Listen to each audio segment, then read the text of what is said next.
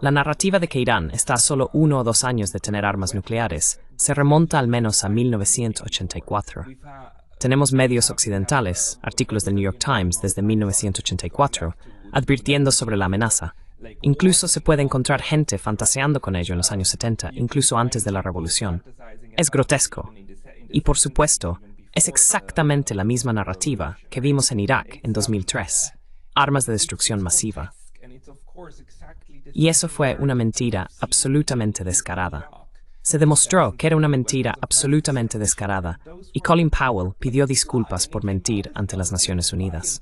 Los ataques preventivos están claramente y absolutamente prohibidos.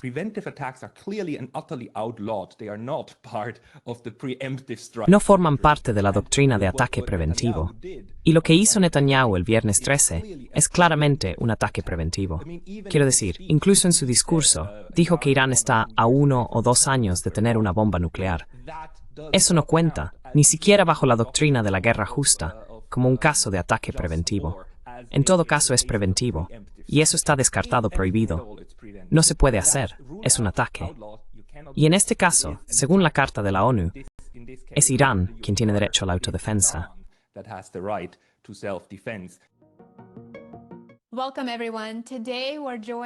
Bienvenidos a todos. Hoy nos acompaña un invitado fantástico y un gran amigo mío, el Dr. Pascal Lotaz.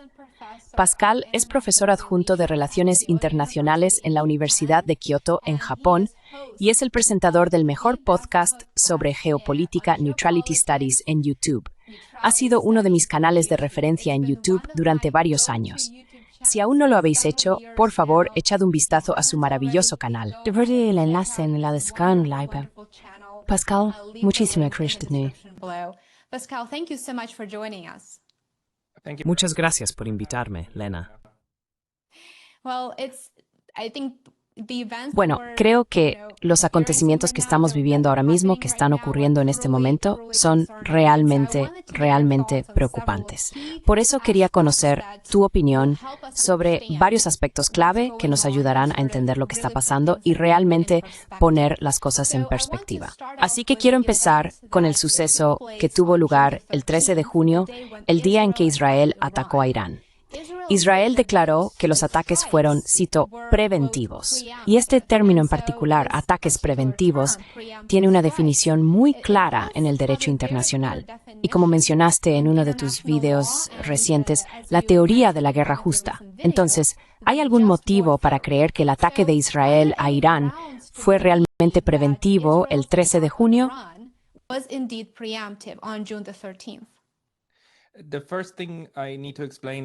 Lo primero que debo explicar es que el término preventivo, aunque existe como concepto en el derecho internacional y forma parte especialmente de la teoría de la guerra justa, que en realidad es una doctrina cristiana muy antigua sobre cuándo es aceptable ir a la guerra, no existe un derecho a ataques preventivos según la Carta de las Naciones Unidas. Eso no existe. La Carta de la ONU solo reconoce el derecho a la legítima defensa y a la defensa colectiva en virtud del artículo 51. No reconoce un derecho a ataques preventivos. No lo hace. Además, todas las principales convenciones internacionales que tenemos no reconocen los ataques preventivos como concepto.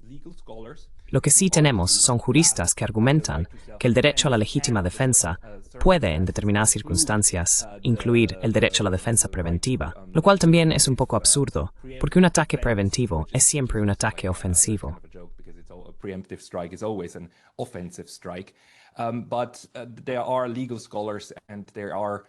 Pero hay juristas, y en ese sentido, sí existen ciertas opiniones de expertos que realmente forman parte del compendio del derecho internacional, lo que se considera la ley. Pero la palabra preventivo es diferente de prevenir, y preventivo está aún más cerca de un ataque en tu territorio que está a punto de ejecutarse. Así que es esta idea de que si el adversario ya ha reunido tropas en tu frontera, ha declarado públicamente que atacará mañana y ha dado todas las señales de que no es solo una amenaza, sino que realmente se va a ejecutar y ya ha hecho los preparativos. Entonces sería irrazonable que tuvieras que esperar hasta que te ataquen.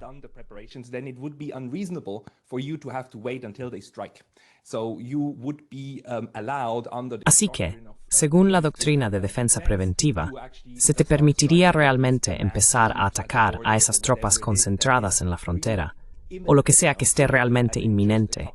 Ya sabes, inminente en el sentido de que solo faltan un par de horas para que ocurra, sin la menor posibilidad de duda.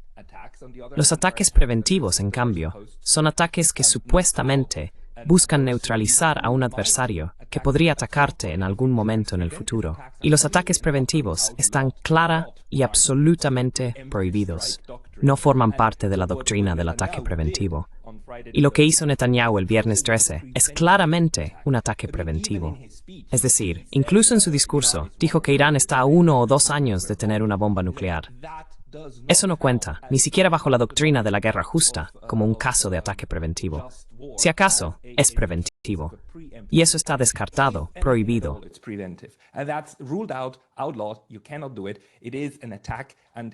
No puedes hacerlo. Es un ataque. Y en este caso, según la Carta de la ONU, es Irán quien tiene derecho a la autodefensa.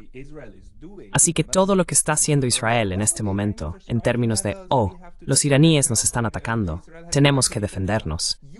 Israel tiene derecho a defenderse. No tienes derecho a defenderte si eres tú quien lo inicia, si eres tú quien sigue disparando, especialmente si la otra parte sigue diciendo, como hacen los iraníes, detén esto y nosotros detendremos lo nuestro. Así que toda esta narrativa que ha construido Israel no tiene fundamento. Y si la gente argumenta que sí lo tiene y que existe alguna extraña doctrina del derecho internacional que lo permitiría, se lo están inventando. Se lo están sacando de la manga, en serio. Y eso es lo que resulta extremadamente frustrante en este momento.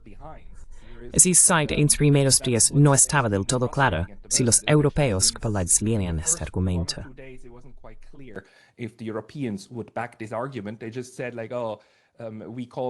Simplemente dijeron algo como, hacemos un llamamiento a ambas partes para que desescalen, lo cual también es un poco una broma. Pero ahora, después de la cumbre del G7, han salido con declaraciones diciendo, no, apoyamos y reiteramos el derecho de Israel a defenderse.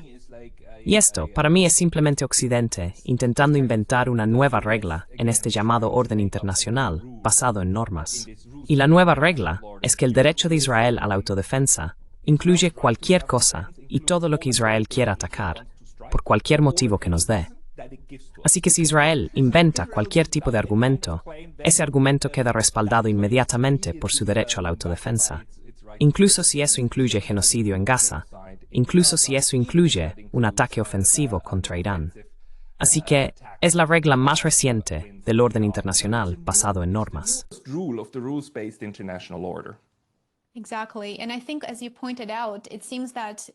Exactamente. Y creo que, como has señalado, parece que estamos redefiniendo o ignorando deliberadamente el derecho internacional y también cualquier estándar moral. Porque si permitimos que una parte, un actor, haga lo que le plazca y lo facilitamos, entonces, supongo que nos estamos encaminando a vivir en, ¿cómo se dice?, la ley de la selva, o básicamente en una sociedad sin ley, donde no hay rendición de cuentas ni un marco que guíe al Estado y a las personas dentro de ese Estado a actuar de una manera que permita que una nación funcione y que ese marco legal exista en el futuro, tanto a nivel nacional como internacional.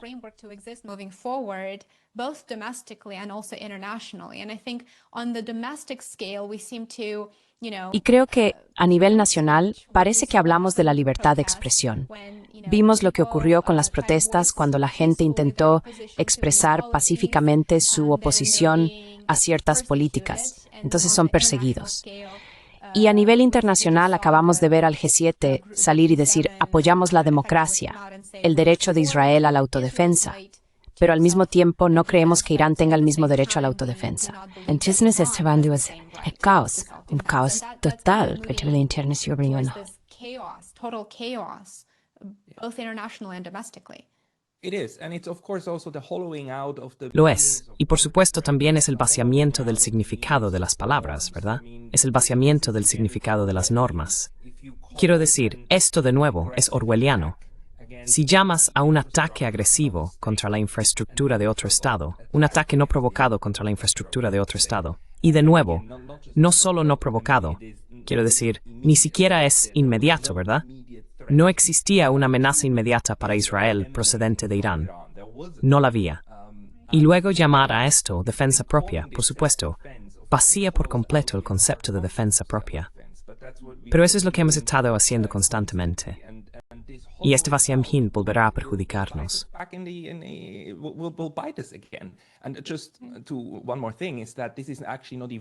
Y solo una cosa más. Esto en realidad ni siquiera es nuevo. No es la primera vez que Israel hace esto. Israel ha estado bajo esta doctrina de autodefensa. Ha bombardeado, atacado e invadido Líbano. Ha bombardeado sistemáticamente Siria durante los últimos 10 años, todo el tiempo. Ocupa los altos del Golán bajo esta doctrina. Es decir, esto es simplemente la continuación de una política israelí de larga data y de un discurso que redefine el expansionismo agresivo en su entorno como autodefensa. Y que más países se adhieran a eso lo hace muy peligroso, porque entonces realmente se convierte en una norma de las relaciones internacionales. Y no queremos que esa norma vuelva.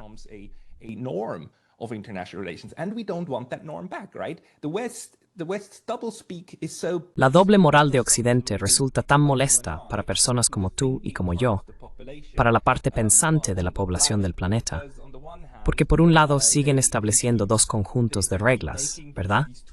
Israel tiene todo el derecho de atacar a cualquiera si se siente amenazado, pero si Rusia dice, nos sentimos amenazados por Ucrania, entonces eso es el mayor peligro para la humanidad, ¿no? Y hay que detener eso, pero no lo otro. Y es esa incoherencia la que no queremos ver, ¿verdad?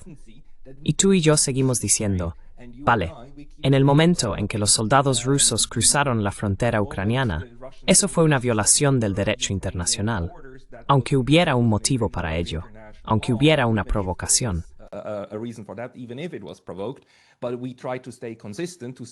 Pero intentamos mantenernos coherentes al decir que no, que debemos reconocer estas violaciones de la norma donde quiera que ocurran, y luego intentamos explicarlas, ponerlas en contexto y realmente darles sentido. Pero el hecho es que en Occidente constantemente nos presentan estas narrativas orwellianas, que siempre retratan a una parte como un cordero inocente y un ángel que solo necesita defenderse.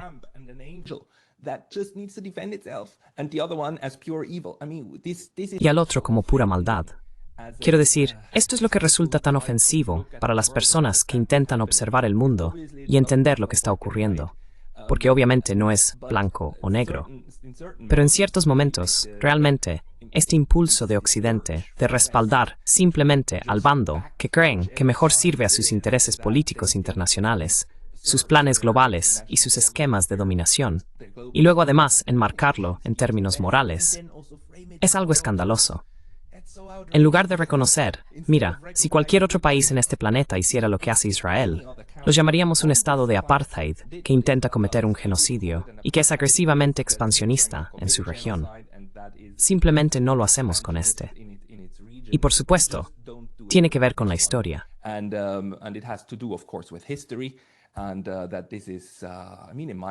Y esto es, en mi opinión, simplemente el último gran proyecto colonial de Occidente, de colonos europeos blancos, dominando a una población indígena y haciéndoles lo que Europa ha estado haciendo en 3 continentes. Este tipo y forma de genocidio es algo propio del siglo XIX, que nosotros, los europeos, practicábamos de manera habitual todo el tiempo, y hasta nos sentíamos con derecho a hacerlo, especialmente en África y Norteamérica. La razón por la que la gente se parece a ti y a mí, y no a los indios nativos que vivían allí hace 500 años, es por el genocidio. Y eso es lo que hicieron los europeos. Vaciaran al menos 2 y medio continentes, ¿verdad? Dependiendo de, quiero decir, Sudamérica fue un poco mejor quiero decir, los sudamericanos tuvieron un poco más de suerte en cuanto a la resistencia.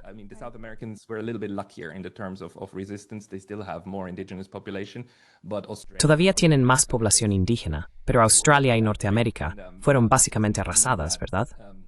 Ahora, esto no significa que las personas que viven allí hoy en día es parte de la historia con la que tenemos que lidiar. Pero cuando vemos que algunos de estos crímenes vuelven a suceder, entonces las personas con brújula moral, creo, deberían intentar nombrar correctamente lo que está ocurriendo. Y vemos claramente cómo nuestros gobiernos en Europa y Norteamérica ya no quieren hacer eso. Otras personas lo ven, en Asia la gente lo ve, en África la gente lo ve y hablan de ello. Y entonces Europa y Norteamérica dicen, no estás entendiendo esto correctamente, déjame enseñarte. Es como, bueno, simplemente no podemos salir de nuestra maldita piel. Bueno, lo dejo aquí.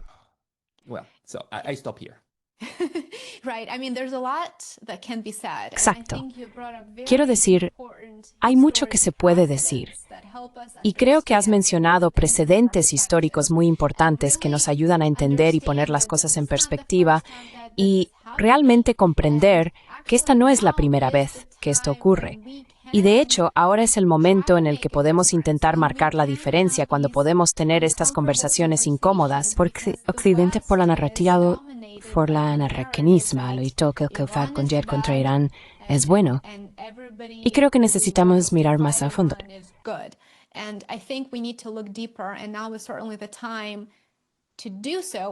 Y ahora sin duda es el momento de hacerlo, de tener estas conversaciones y de intentar comprender qué impulsa estas políticas, la política estadounidense hacia Irán. Necesitamos hacerlo para evitar posiblemente una nueva guerra. Ahora, mencionaste las armas nucleares, ¿verdad? En el centro de todo esto está, por supuesto, el fallido JCPOA bajo Trump 1.0 y ahora, por supuesto, las negociaciones que casi ocurrieron pero que fueron efectivamente saboteadas. Si retrocedemos un poco, desde 1995, Netanyahu ha estado afirmando que Irán está a días de desarrollar un arma nuclear.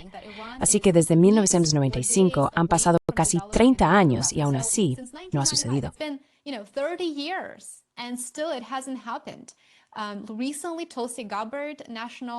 Recientemente, Tulsi Gabbard, excongresista, declaró en un testimonio ante el Congreso que las agencias de inteligencia estadounidenses no tienen pruebas, cero pruebas, de que Irán esté intentando fabricar un arma nuclear. Ninguna prueba en absoluto. Su declaración siguió al anuncio público del líder supremo de Irán, quien afirmó que Irán no está ni estará buscando desarrollar un arma nuclear. Los países con armas nucleares suelen utilizar uranio enriquecido al 90% de grado militar, y según la Agencia Internacional de Energía Atómica, Irán solo ha enriquecido uranio hasta el 60%. Así que, claramente, no hay absolutamente ninguna evidencia que indique que Irán represente una amenaza inminente para Israel o para cualquier otro país.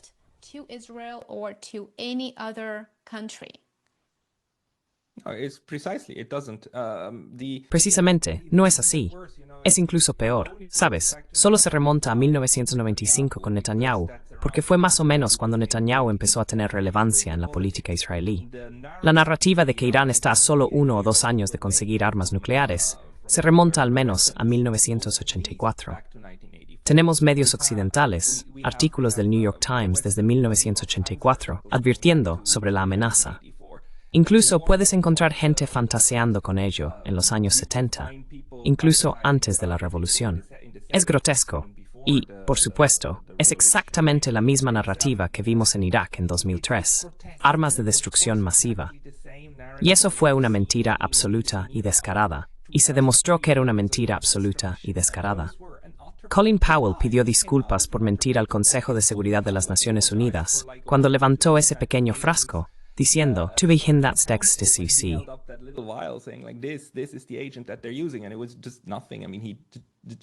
Y no era nada, simplemente lo inventaron.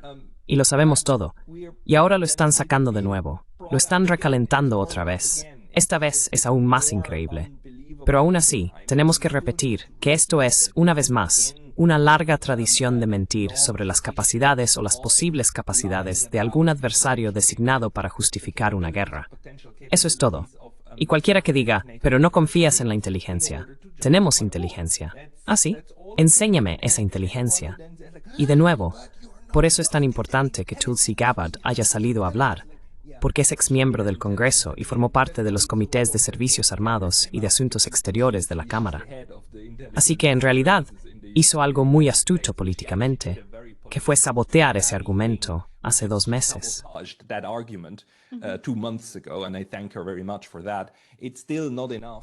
Y le agradezco mucho por eso.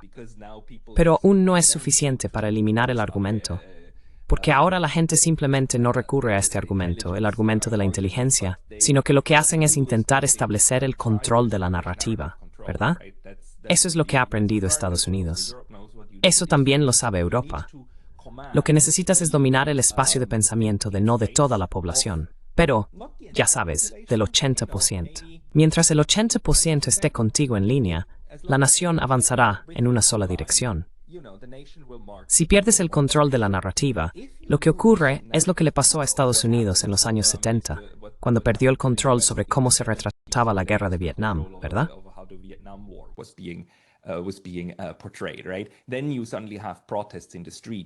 Entonces, de repente tienes protestas en la calle, protestas masivas, y habrá algunos congresistas sintiendo la presión de realmente celebrar audiencias y, ya sabes, hacer algo.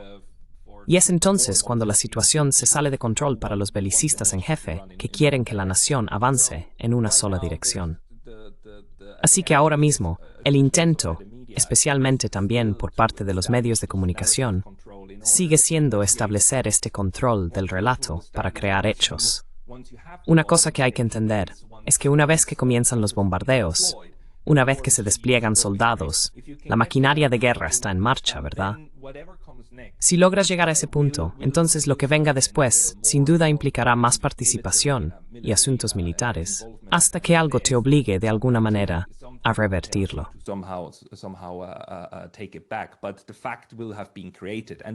Pero el hecho ya se habrá consumado. Y ese es actualmente el objetivo. Desde el punto de vista de los halcones de guerra en Washington y en Tel Aviv, superar la inercia para iniciar la guerra. Y luego las cosas se precipitarán de forma muy natural hacia situaciones muy desagradables. Una de las cuestiones que hay que entender es que a veces la gente piensa, oh, pero ¿cuál es la estrategia? Quiero decir, si entramos en Irán y luego termina como Afganistán, o termina como Irak o Libia, y el país queda completamente destruido y cientos de miles o millones de personas mueren. Quiero decir, eso no es una estrategia, ¿verdad? Eso es un desastre. Eso es un desastre.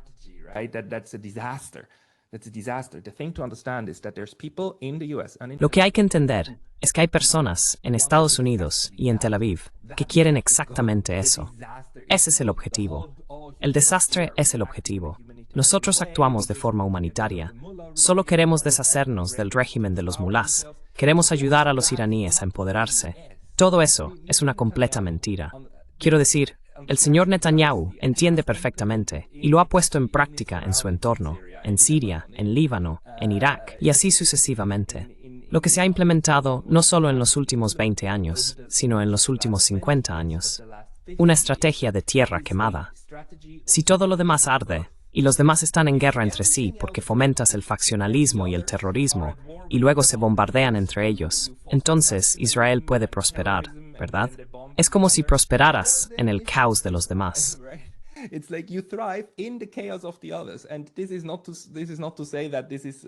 Y esto no significa que haya algún tipo de plan malvado. Simplemente es lo que surgió de forma natural y lo que funcionó. Y hacer esto ahora a una escala masiva y total en Irán, ese es el objetivo de algunas de estas personas. Y lo camuflan bajo el humanitarismo, porque a la gente le encanta el humanitarismo. A la gente en Estados Unidos y Europa le gustaría ser buena. Les gustaría ayudar a los demás. Así que lo que hay que hacer es vender la guerra, la muerte, la destrucción y el caos como una forma de ofrecer humanitarismo. Y eso es lo realmente perverso de este enfoque. Algunas personas en Washington y Tel Aviv realmente entienden lo que están haciendo, y otras creen que lo hacen por causas humanitarias, ¿verdad?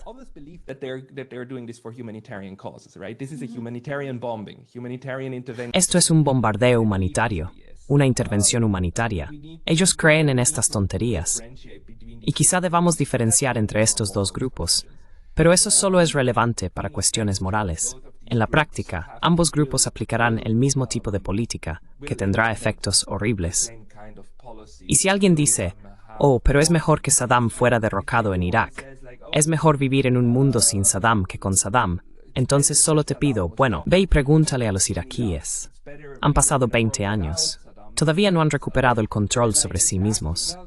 Ni siquiera tienen control sobre su petróleo. Estados Unidos extrae el petróleo, pone el dinero en una cuenta bancaria en Nueva York, e Irak tiene que solicitar permiso para usar el dinero de su propio petróleo en la cuenta bancaria de Nueva York. Of the money from its oil in the New York bank account, and it's up to the discretion of the United States to say yes or no. Y depende de la discreción de Estados Unidos decir sí o no.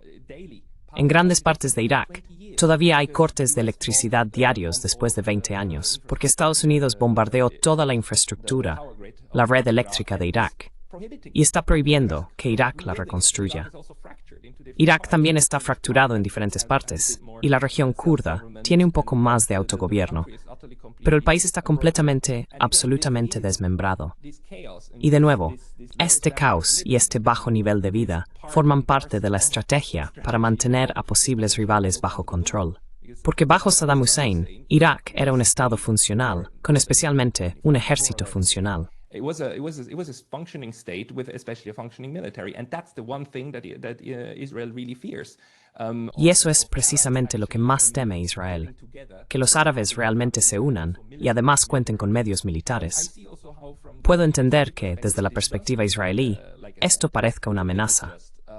El problema es que decirle a todo el mundo que porque te sientes inseguro cuando otros tienen un estado funcional, eso no es, según el derecho internacional, una razón legítima para desmembrar sus países y sembrar muerte y destrucción. Pero eso es lo que está ocurriendo. Y ahora mismo lo que intentan hacer es un mega Irak en Irán. Y esa es la narrativa. Pero creo que esto podría salirles muy mal. Y de hecho ya les está saliendo mal, literalmente a lo grande.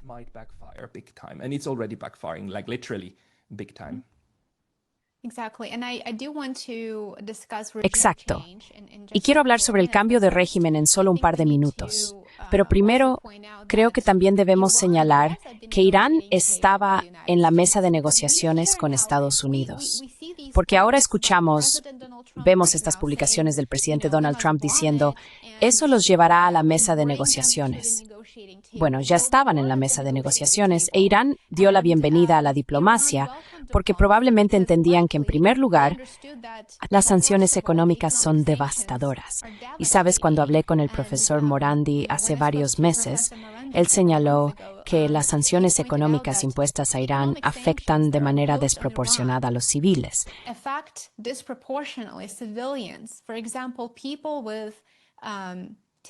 Por ejemplo, en muchos casos las personas con enfermedades graves no pueden comprar medicamentos debido a estas sanciones. Así que, cuando quienes están escuchando esta conversación piensan, bueno, necesitamos sancionarlos para que hagan X y Z, debemos entender que esas sanciones afectan ante todo a la población civil y especialmente a los grupos más vulnerables.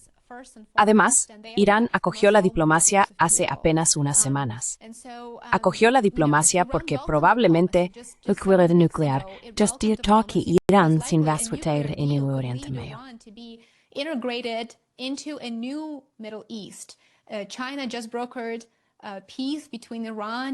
China logró mediar la paz entre Irán y Arabia Saudí hace varios años.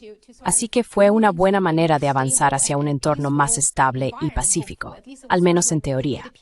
Al menos parecía ser un camino hacia cierta estabilidad. Y eso habría permitido a Estados Unidos retirarse de la región. Por supuesto, este resultado habría sido muy beneficioso para Estados Unidos, pero fue saboteado por los ataques del 13 de junio. Y ahora estamos fuera de que se podría convertir en libertades que los mundos parecen estar tomando.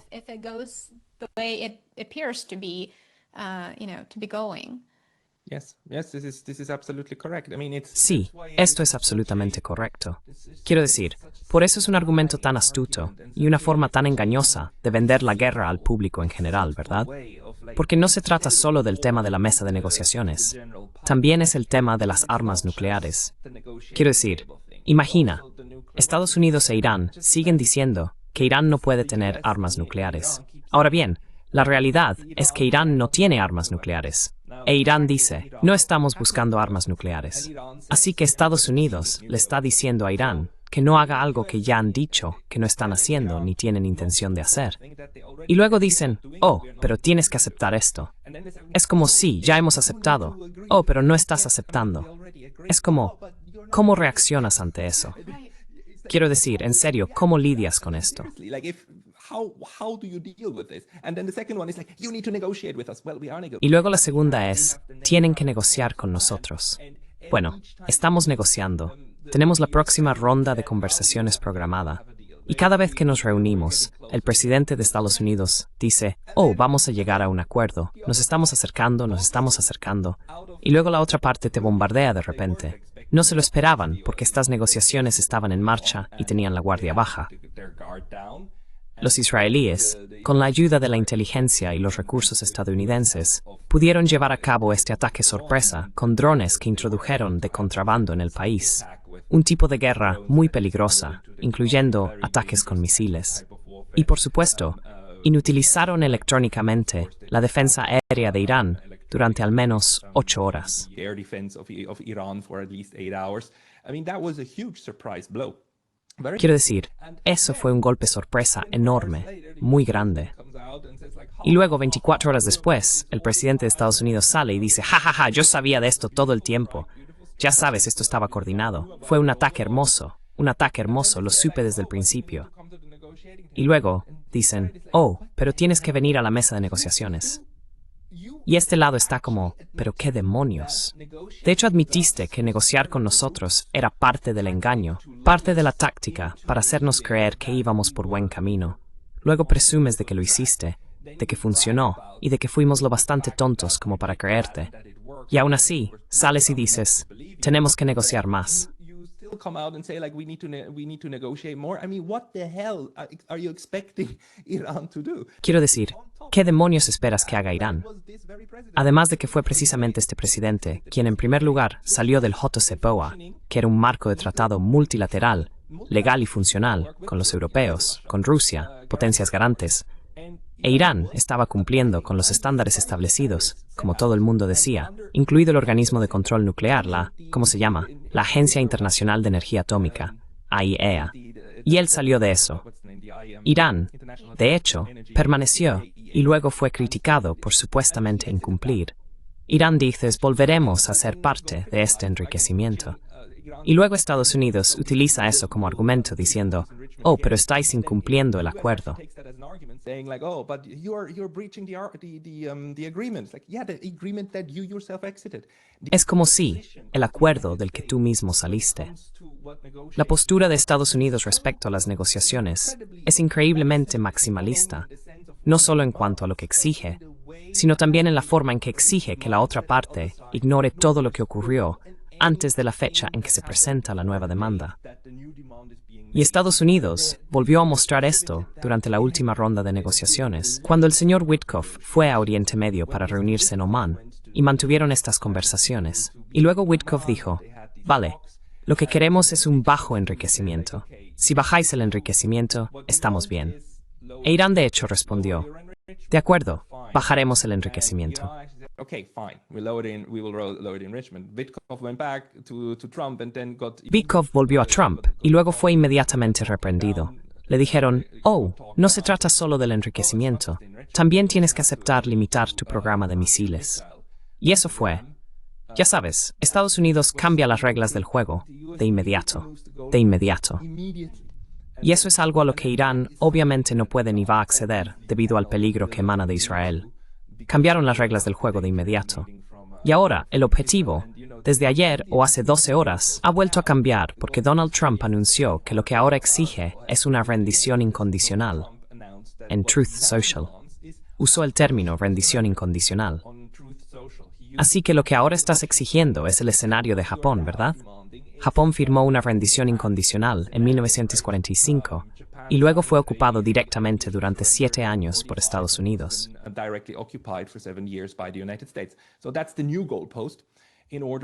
Así que ese es el nuevo listón para evitar una guerra mayor. Y si Irán no acepta eso, entonces Estados Unidos dice, bueno, es culpa de Irán. Es decir, no aceptaste el acuerdo. Pero esto no es un acuerdo. No estás ofreciendo acuerdos. Son términos de rendición. A estas alturas es increíble cómo cualquier nación en la Tierra aceptaría algo así antes de ser completamente derrotada militarmente. Pero eso es precisamente lo que queremos evitar. Queremos evitar, ya sabes, que Teherán se convierta en otra Hiroshima o Nagasaki. Y sabemos que esa es ahora la amenaza. Si Donald Trump, como hizo ayer de nuevo, le dijo a todo el mundo que abandonara Teherán, esto es una amenaza directa de atacar toda la ciudad.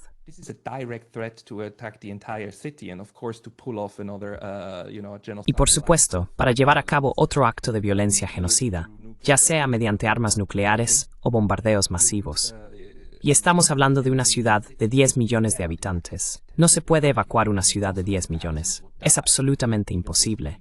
Miles morirían, incluso solo las personas que tendrían que ser trasladadas de los hospitales, los ancianos, las personas con discapacidad, las unidades neonatales y así sucesivamente. Quiero decir, es totalmente imposible, además de la logística y las personas frágiles que perecerían en el camino. ¿Y dónde pondrías a todos ellos?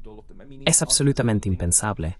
Tokio llegó a plantearse la evacuación en 2011, cuando ocurrió el desastre nuclear de Fukushima.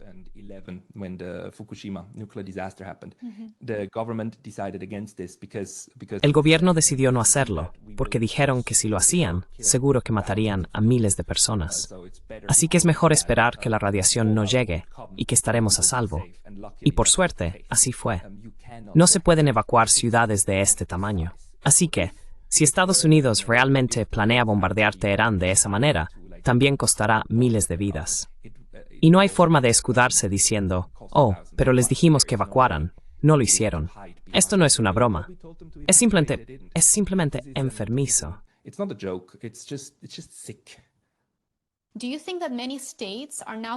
¿Cree que ahora muchos estados van a decir, ¿sabes qué?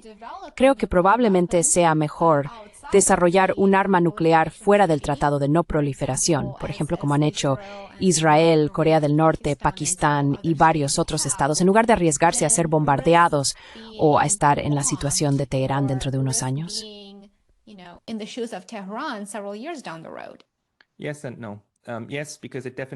Sí y no.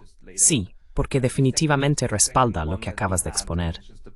Y el segundo ejemplo que hemos tenido en los últimos 3 años es, por supuesto, también Ucrania. A pesar de todas las críticas que tenemos contra lo que Occidente y Ucrania están haciendo, también hay que darse cuenta de que la invasión rusa de Ucrania y la guerra en curso también refuerzan la idea de que si Ucrania hubiera tenido armas nucleares, entonces Rusia no habría invadido, ¿verdad? Esa también es una conclusión lógica que creo que mucha gente está sacando. Y con Irán, esta será otra conclusión lógica a la que la gente llegará. Al observar el hecho de que Corea del Norte no ha sido atacada con armas nucleares, simplemente se confirma que el régimen norcoreano tenía razón. Acertaron al evaluar que lo que necesitaban eran armas nucleares para mantener el régimen que tienen y el tipo de sociedad que tienen, sin ser atacados por Occidente.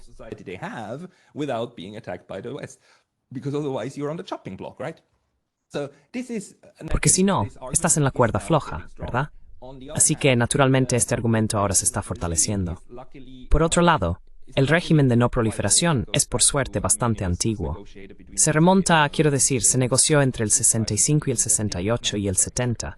No, perdón, entre el 58 y el 68. Es decir, las primeras firmas llegaron en el 68. Y desde entonces, hemos desarrollado un régimen global que se encarga de distribuir el uranio y el plutonio del mundo. La genialidad del TNP es que vinculas la adhesión al tratado, es decir, vale, no desarrollaremos armas nucleares, con el derecho a comprar uranio y plutonio y demás, a lo que no todos los países tienen acceso. No son tierras raras, pero sí son el combustible para esta tecnología, y eso no existe en todas partes.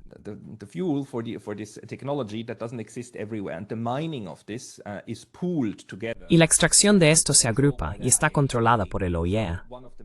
Así que uno de los mecanismos que tenemos es que resulta extremadamente difícil conseguir el material necesario sin formar parte del TNP. Ahora bien, es posible conseguirlo. Y Pakistán e India lo demuestran, por supuesto. E Israel también lo demuestra. Porque Israel sabemos que tienen armas nucleares y que tienen un programa nuclear autóctono y saben cómo hacerlo. Sabemos que se puede conseguir acceso a estos materiales, pero es complicado, es difícil. Así que no todos los estados tendrán la capacidad no solo de desarrollar los conocimientos necesarios, sino también de sortear estas restricciones. That's why I say yes and no, but definitely like military. Por eso digo sí y no. Pero definitivamente, los países con capacidad militar y científica, pongamos por ejemplo Turquía, pueden estar pensando en esto ahora, ya sabes. Y aquellos que sean lo suficientemente grandes y capaces, pueden considerarlo. Los saudíes podrían pensarlo, y para ellos podría llegar a ser viable. Ahora bien, siguen existiendo restricciones, y por supuesto, se pueden sortear estas restricciones, pero no va a ser fácil. Así que no creo que vaya a causar inmediata para el colapso total del TNP. Pero, bien, podría ser otro de los golpes mortales en el ataúd del TNP, si no logramos revertir esta situación. Of the NPT if we don't turn this around.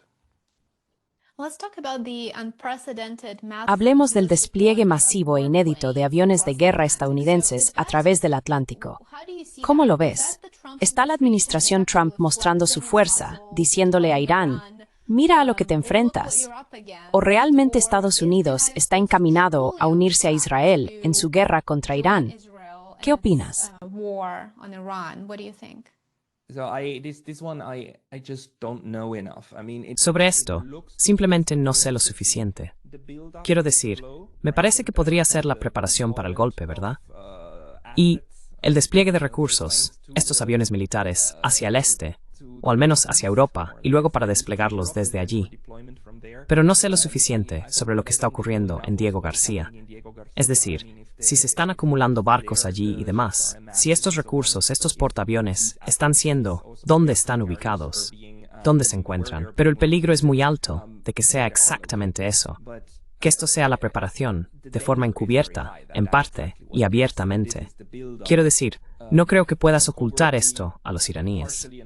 No puedes ocultarlo a personas con suficiente capacidad de monitoreo, pero desde luego puedes intentar ocultarlo o camuflarlo de nosotros. But you can certainly try to hide it or camouflage it from us.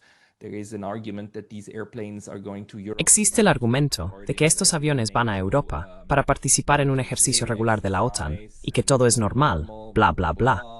Eso también es posible. No lo sé. Quiero decir, actualmente estamos bajo esta niebla de guerra en la que es necesario engañar al público general y hacerle creer ciertas cosas que más adelante, incluso estos gobiernos negarán que hayan ocurrido. No lo sabemos. Yo evaluaría el riesgo, la probabilidad de que esto sea una acumulación militar para una implicación a gran escala de Estados Unidos en la guerra contra Irán, como muy, muy alta, especialmente considerando el hecho de que Donald Trump regresó a casa un día antes de la reunión del G7 para ocuparse de Oriente Medio. Meeting in order to deal with the Middle East. He issued this threat to Tehran. Lanzó esta amenaza a Teherán, que no es otra cosa que quiero decir, una clara amenaza de empeorar aún más las cosas, ya sea con Estados Unidos directamente o con las capacidades propias de Irán, porque no olvidemos que no tienen armas nucleares. Si Estados Unidos da luz verde para atacar Teherán con armas nucleares, eso también podría estar sobre la mesa. Quiero decir, hay mucho potencial para que ocurran cosas muy, muy peligrosas y a las que Estados Unidos podría acceder. No sé cuál será, pero para mí está absolutamente claro que ahora mismo estamos al menos en la fase de preparación para lo que está por venir.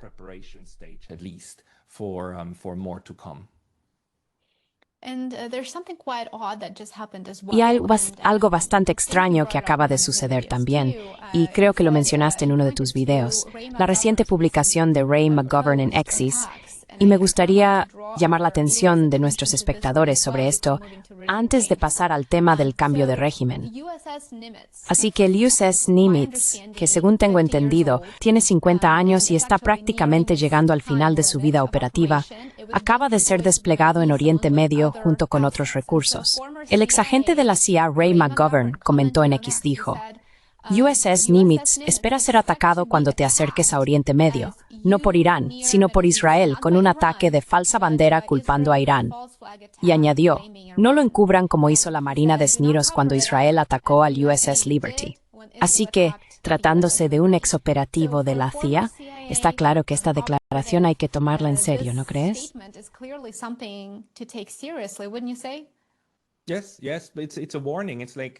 Sí, sí, pero es una advertencia.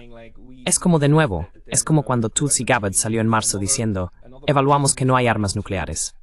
Quiero decir, esta es otra persona que está intentando desinflar un posible y muy importante argumento futuro para los halcones de la guerra. Y lo que necesitamos hacer es hablar de esto. Quiero decir, el peligro de un ataque de falsa bandera es enorme. Y Ray McGovern, quiero decir, es brillante. Y él, ya sabes, cuando se retiró de la CIA, crearon este grupo de profesionales de inteligencia por la cordura. No funcionarios, profesionales de inteligencia. En fin, este grupo de personas, junto con un par de otros, dijeron, mira, por lo que sabemos y por cómo hacíamos inteligencia en la CIA, podemos decirte que mucha de esta información que te están dando son mentiras, incluyendo, por supuesto, las armas de destrucción masiva.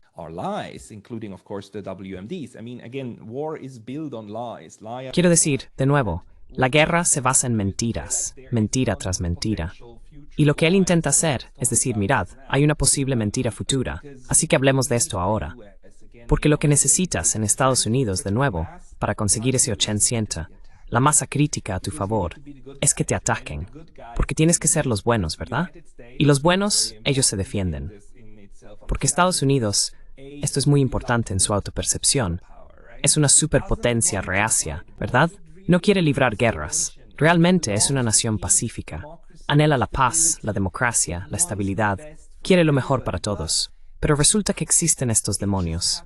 Ya sabes, el mundo es un lugar malo y nosotros estamos del lado de Dios.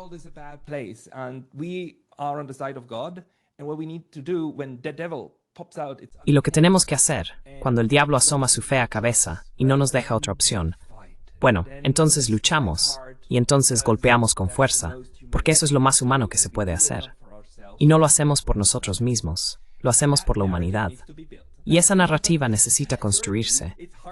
Ahora mismo, es difícil construirla, porque incluso si eres, ya sabes, CNN o The New York Times, ciego a lo que está pasando, no podrías ignorar el hecho de que, bueno, el pasado viernes, fue más bien Israel quien inició el ataque.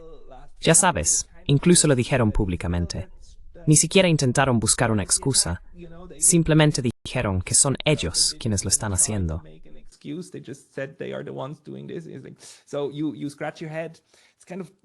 Así que te quedas rascándote la cabeza. Es algo moralmente complicado en este momento. Así que lo que necesitas es una razón moral adecuada. Y la mejor razón moral es, por supuesto, ser atacado y que mueran un par de marines, porque entonces puedes estar legítimamente indignado. Básicamente, así es como Estados Unidos ha justificado su entrada en la mayoría de sus guerras. Incluso en la Primera Guerra Mundial, ya sabes, usaron el hundimiento del Lusitania como la razón por la que Estados Unidos tenía una obligación moral, lo cual es bastante extraño porque el Lusitania fue hundido en 1915, y en 1917 Estados Unidos usó eso como la razón principal. Tenemos que evitar otro Lusitania. Les llevó 1 año y medio, pero demuestra, ya sabes, lo reacio, realmente sinceramente reacio, que era Estados Unidos en aquel entonces. Pero ya sabes, construir UFO es plaque bajo ataque.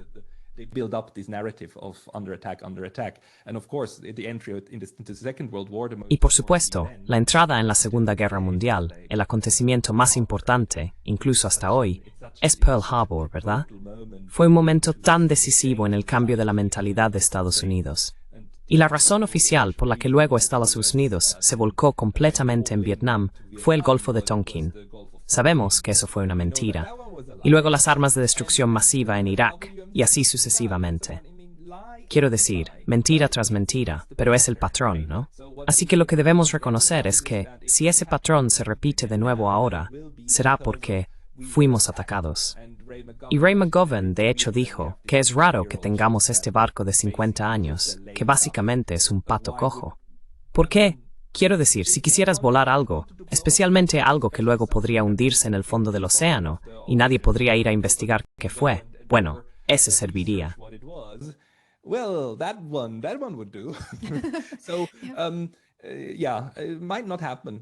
Así que, sí, puede que no ocurra, pero el patrón sugiere que algo así está a la vuelta de la esquina, lo cual, por supuesto, también es un pensamiento muy inquietante, porque significaría que Estados Unidos consentiría deliberadamente el ataque a sus propios activos y la muerte de sus propios ciudadanos. Pero eso, de nuevo, es algo que sabemos que los estados hacen, toman esa decisión para crear lo que necesitan para avanzar hacia la guerra. Quiero decir, otros estados lo han hecho antes. Alemania lo ha hecho. Japón lo ha hecho. Atacan su propia infraestructura y a veces muere su propio personal. Y luego utilizan esto como motivo para ir a la guerra. Es un truco viejo. No es nuevo.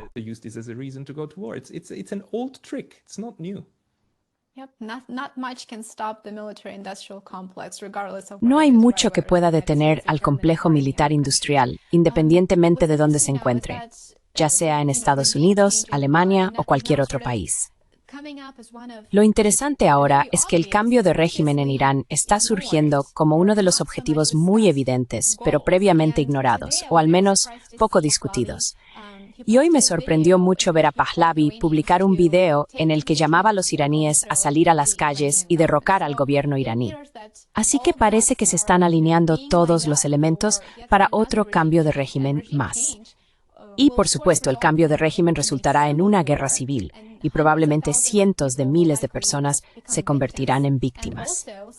Además, algo que es muy importante para Europa, y en lo que Europa debería estar pensando, es que podría crear otra crisis masiva de refugiados musulmanes. Se sumará a una crisis existente que la UE ya apenas puede gestionar, pero la va a empeorar mucho más. Entonces, ¿cómo ves este objetivo de cambiar el régimen en Irán? Goal to change regime in Iran. Quiero decir, esto es obviamente un objetivo.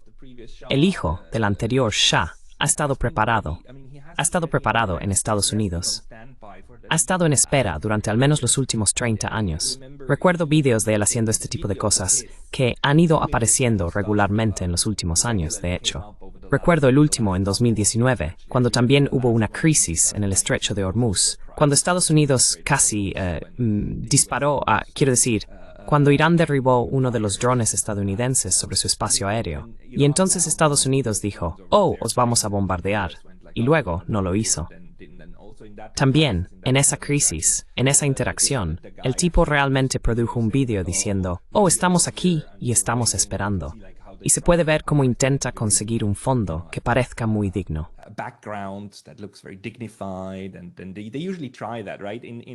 Y normalmente intentan eso, ¿verdad? Cuando haces estas operaciones de cambio de régimen, verás aparecer al nuevo títere designado, incluso si era un antiguo líder del ISIS, como en Siria, ¿verdad? De repente, ya no lleva uniforme, ni turbante, ni nada por el estilo. Ahora viste traje y corbata, con banderas detrás y como líder. Ese tipo de maniobra de relaciones públicas se avecina, y eso es exactamente lo que están haciendo ahora mismo. La pregunta es, ¿funcionará? Así que esto podría ser el comienzo de, ya sabes, una transición hacia exactamente lo has dicho, cambio de régimen, y luego guerra civil. Y será una guerra civil al estilo de Afganistán, ¿verdad? Un régimen instalado que con el apoyo de Estados Unidos luchará contra las fuerzas de resistencia del régimen actual, que serán expulsadas y replegadas.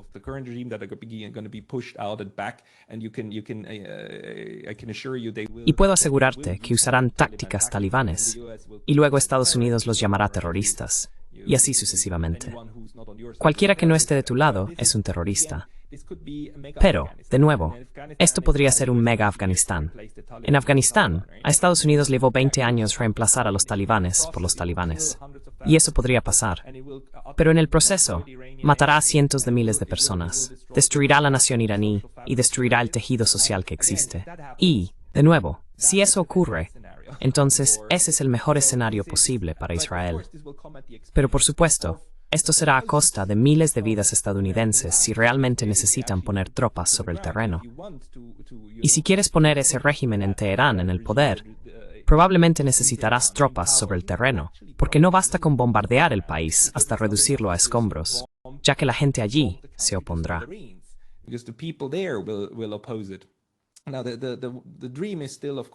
Ahora, el sueño sigue siendo, por supuesto, que haya una revuelta indígena y que consigan suficiente apoyo indígena, personas que tomen las armas y luego devuelvan al Shah, y que haya un grupo indígena altamente violento que haga lo que tú quieras.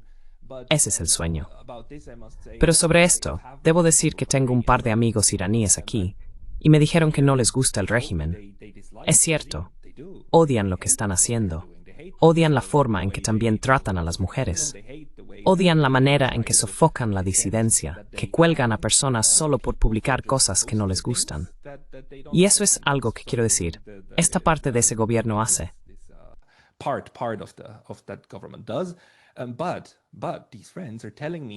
Pero estos amigos me dicen, mira, no quiero que bombardeen mi país. Estoy a favor de que los guardianes de la revolución respondan y realmente intenten defendernos. Y ahora, de alguna manera, estamos contentos de que nos defiendan y de que intenten defender a la nación iraní. Y un punto más, los judíos de Irán, la comunidad judía, 2 líderes comunitarios salieron y dijeron que condenan enérgicamente lo que hizo Israel y exigen el fin de las hostilidades contra la nación iraní, de la cual forman parte. Es decir, incluso la comunidad judía de Irán está condenando todo esto. Y sabes, la comunidad judía está realmente muy bien integrada en Irán. No es perseguida en absoluto.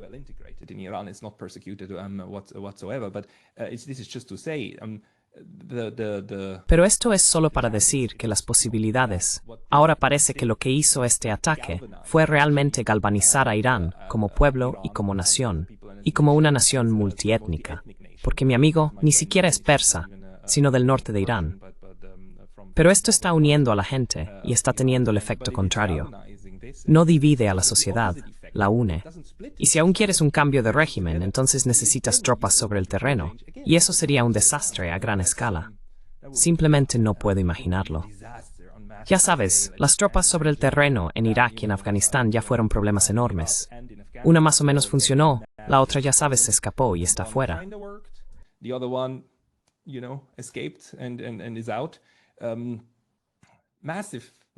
Una pérdida masiva de vidas también para Estados Unidos. Pero de nuevo, el complejo militar industrial saldrá ganando. Y esto es exactamente con lo que Israel sueña y lo que desearía. Y es probablemente una de las únicas cosas que también podría evitar problemas políticos mayores para Israel con sus vecinos inmediatos. Y no olvidemos que, mientras esto ocurre, sigue habiendo un genocidio en Gaza. Aún, a diario, 40, 50, 60 personas son asesinadas, terroristas bombardeadas en un campo de la guerra. Es muy triste.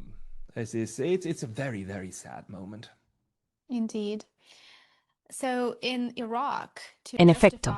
Así que en Irak, para justificar la invasión, el gobierno utilizó el pretexto de que Saddam Hussein tenía armas de destrucción masiva, y por supuesto, Hussein no las tenía. Así que ahora mismo estamos reviviendo una situación muy similar, donde se están creando narrativas para justificar lo que parece ser una posibilidad muy real. Entonces, Pascal, ¿hay algo que se pueda hacer en este momento para evitar un Irak 2.0?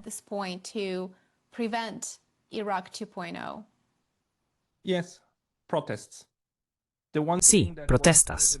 Lo único que funcionó con la guerra de Vietnam fueron las protestas. Salid y protestad, y no creáis en estas narrativas de guerra. Exigid que esto termine. Y no me dirijo solo a los norteamericanos, también me dirijo a los europeos. Protestas masivas. Protestas para que esto debe parar, porque esta es también una de las razones por las que creo que los israelíes hicieron lo que hicieron ahora. Es decir, hemos visto por primera vez protestas masivas en Europa contra el genocidio en Gaza, ¿verdad? La narrativa está cambiando. La narrativa es, quiero decir, los israelíes están perdiendo su dominio sobre esta idea de que son el pueblo perseguido, el pueblo más perseguido de la tierra, y que necesitan quedarse, y que todos debemos apoyar esto, porque si no, ocurrirá otro holocausto.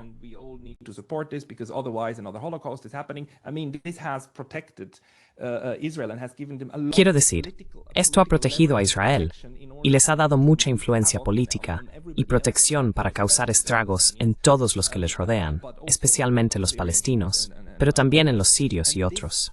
Y esto está en proceso de desaparecer. Y creo que interpreto el ataque como al menos parcialmente motivado por este factor de intentar una vez más establecer el control del relato. Ahora, lo que podemos hacer es simplemente oponernos a eso. No lo aceptamos, y lo decimos públicamente, y exigimos que nuestras cadenas de televisión cubran nuestro punto de vista, y que exijamos no involucrarnos militarmente en Europa y Norteamérica.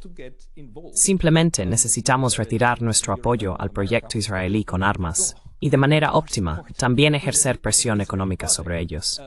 Y entonces tendrán que cesar. Economically put pressure on them, and then they will have to cease. They are a tiny nation, and they should. Son una nación diminuta, y el pueblo de Israel necesita estar protegido, seguro y a salvo, y tiene todo el derecho del mundo a estarlo, como cada uno de nosotros.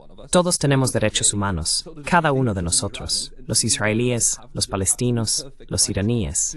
Los israelíes tienen el derecho absoluto a estar seguros y a salvo, pero no tienen derecho a intentar lograr la hegemonía absoluta en su región y matar a todos los que decidan no estar de acuerdo con ellos. Necesitamos un cambio.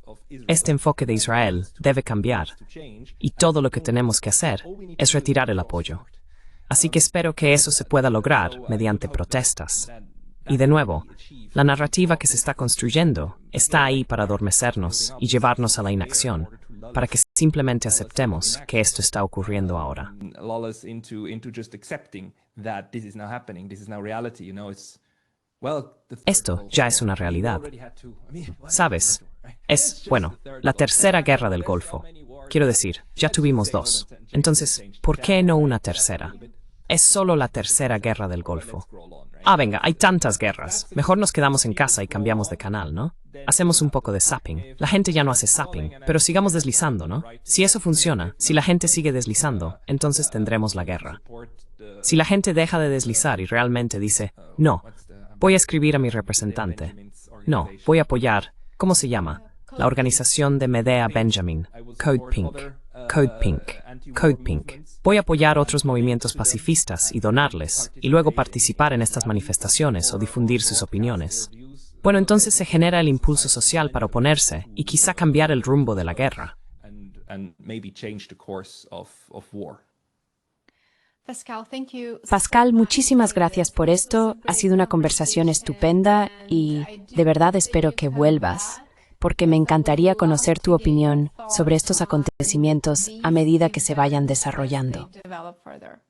Anytime, Lena, and Cuando quieras, Lena. Me encanta tu canal y el trabajo que haces, y creo que se nota. Quiero decir, los comentarios bajo tus vídeos siempre son estupendos, así que eso demuestra que también tienes una audiencia maravillosa y que la estás fomentando. Así que encantado de estar de nuevo en línea contigo. to be online again with you.